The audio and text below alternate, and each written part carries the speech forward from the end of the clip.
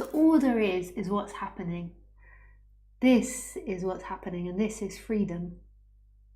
This.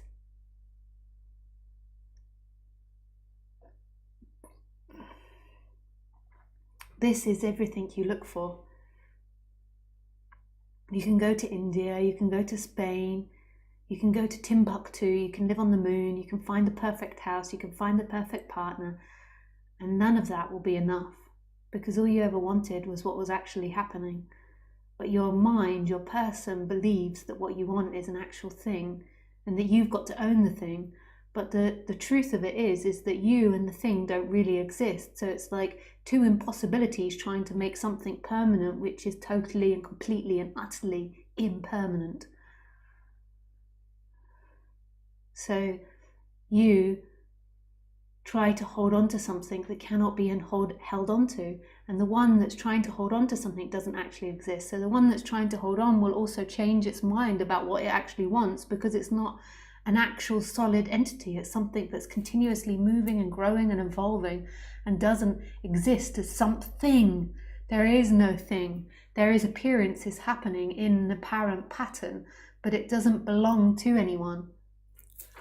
And remembering that who you are is this no thing, which is appearing as everything, which is all things. And the bridge to that no thing and everything is the consciousness and the I am. Although you aren't consciousness and you aren't the I am as independent things, as no thing, which is everything. There isn't something that's conscious of the I am, that's conscious of the world in which you are. That would be separation. The consciousness is nothing and the I am is nothing, and it's the bridge between that and everything, but it doesn't inherently exist in itself, because nothing exists as an independent thing. Nothing exists separately. So you can't be consciousness and you can't be the I am, but yet you are that. But you can't be them, because what are they? What is consciousness and what is the I am? If you think it is a feeling, or if you think it is this empty looking which you can see, it's not that. It is not that, because it's nothing, and it is experiencing itself as everything. It's not that you have to find the place of where it's experiencing itself as everything. It is experiencing itself as everything, and there's no separation. It's just the way it is. And you could say the I am is the love, is the everything, and the consciousness is the emptiness, is the nothing. But at the same time, those two titles don't exist, because you are not a thing. Life is not a thing that stays still. It is everything. It's everything. It's energy appearing as many, but they don't actually exist as many. If you got a microscope and looked at your computer now and went smaller and smaller into the details, you'd realize there is no computer. There is no human. There is no things. There is energy appearing as everything. So you might look and think this is a stable computer, but you know from your scientific education, if you went to school, or if your parents' home taught you, or whatever education system you went to, I'm pretty sure you're familiar with the idea that everything is made up of atoms. And inside those atoms, there's smaller particles, and inside them, there's smaller and smaller and smaller, until you get to the tiniest particle possible, which is the quark. And when they opened up the quark, they discovered, there is nothing inside the quark. At the base of the universe, there is not a thing making the universe. It's no thing appearing as everything. And that is who you are. You are that life force, that energy, which isn't anything, but is everything. And it's totally astonishing and amazing and beautiful and wonderful and incomprehensible and unexplainable and perfectly imperfect. That's it. That's the way it is. That's the way the universe is. Done deal. And you suffer because you believe you're a thing, and you believe you're a person, and you believe you're in relationship with other things, which is a complete and utter lie and impossible, and you'll be chasing your tail for the rest of your life if you believe that. And then you believe you go to heaven afterwards if you've been good. What a terrible, terrible existence, to try to be good for your whole life in order to go to heaven, when humans don't even exist as a person, but then to also try to be a solid person that is good. I can tell you none of us are good, and all of you have done things on the scale of good and bad and everything in between. Some people have maybe done more bad things, but really their bad actions are your actions, because there is no separation, and who are they but you? You can put them in jail and point your finger, but that's only you trying to deal psychologically with your crazy concept of separation. You know.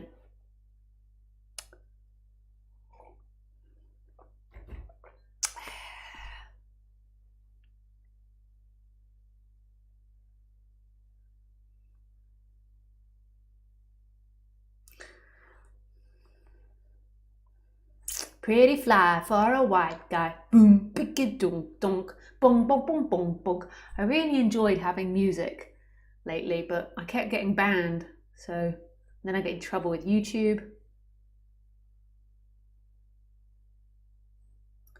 So, you know, I can't just suddenly be like, bang, ba, ba, bang, bang, ba, ba, ba, and then put the music on and everyone can dance to that because YouTube bans me. Now, some people might feel victim to YouTube, but guess what? YouTube is you. Everything is you. So who are you victim to? Because who is this you that is victim to this YouTube that's outside of you? When we've established that you're all, everything is made up of this nothing and is appearing as everything. It just looks like you're having an experience through a human body, but everything you experience is yourself. Yourself. It is you. What is not you? There is only ideas which limit things. This is my body. I exist inside my body. My computer, which is helpful for society, you know, because if I couldn't say to some people, this is my body, they might try to take my body and live inside my body, which would be a bit of a disaster because then there'd be two of us inside this body, which wouldn't work, but...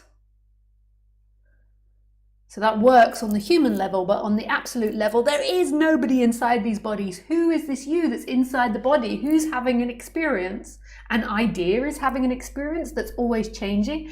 Everything you describe about yourself is always changing. Every idea, every thought, every emotion, it's always changing. There isn't something solid. In every moment, you're a different person. And science even backs this up. It says our bodies are completely changing all the time. And in 7 years, you have a completely new body. Eating reflects this back.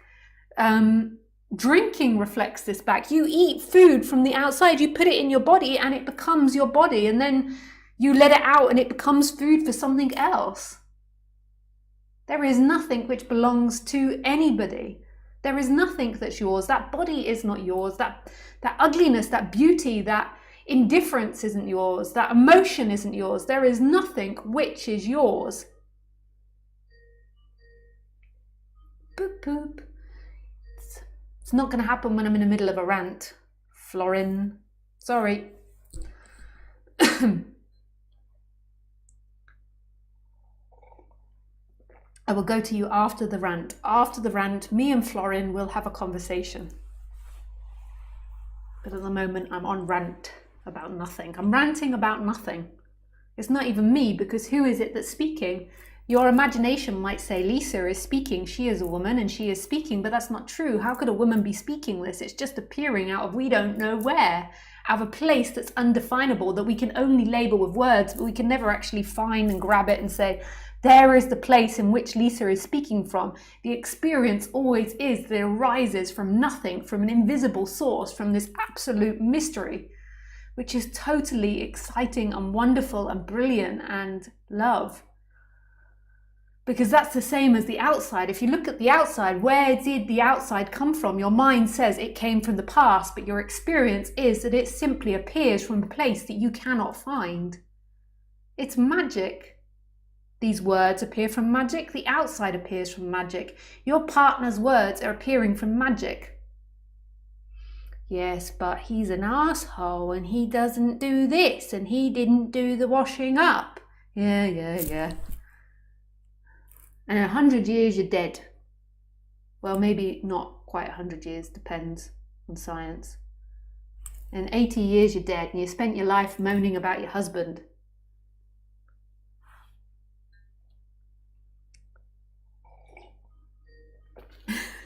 There's a lot of people trying to call. Ce n'est pas bien. It is not. No, that's not right. Ce n'est pas maintenant. Ce n'est pas maintenant. It is not now. It doesn't really work, French, like English. It doesn't work. If you say it like you speak in English in French, it doesn't work.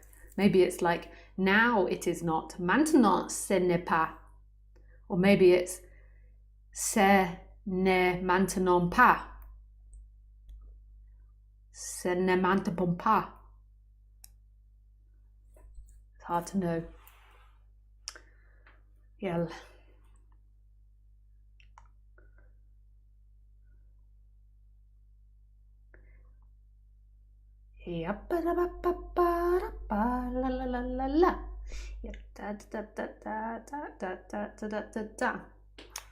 What else?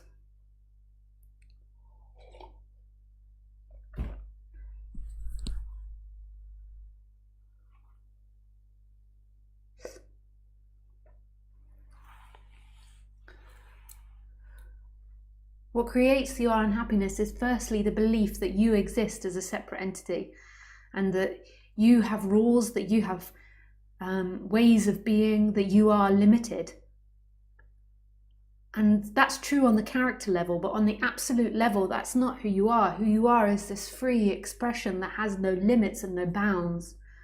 And that is everything. Everything you're speaking to is that boundlessness. It's just in the pattern there appears to be rules and limits, but on the absolute level, which is always present, there is no bounds and limits.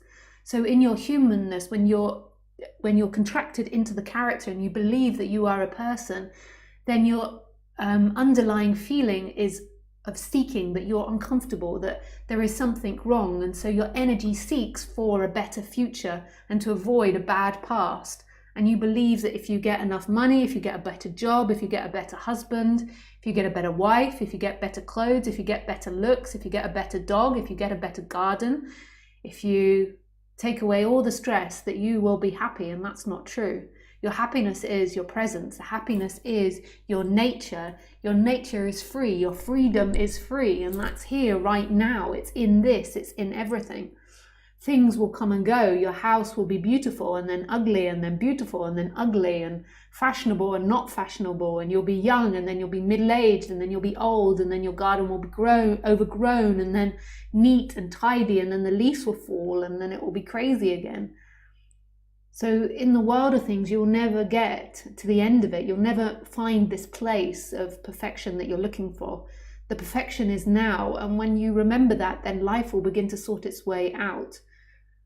The flow of things will respond to the vibration of the being, not because there's some magic to it, as in like it's magical for you. It is magical ultimately, but because things work like that. If you have a person that's really tight and angry and contracted and negative, then that's what it'll attract. It will attract and see that everywhere. And if you have somebody that's open and blissed and happy, then that's what it will see everywhere. Even if it's with people that are tight and contracted and unhappy, it will still see this openness. It's vibration. It's all about vibration. Life will take care of itself when you surrender to yourself, when you surrender to the reality of this world. It's all you've ever wanted.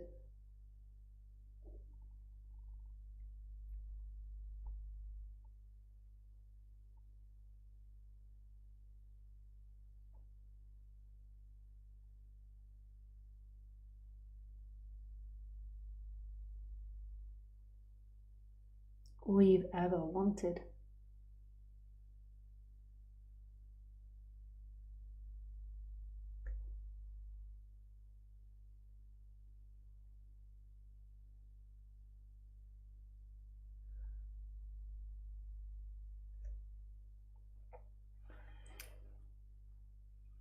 Okay, let's take some questions. So just in case you guys don't know, I tend to take the questions through Skype, and my Skype address is Lisa Cairns 12.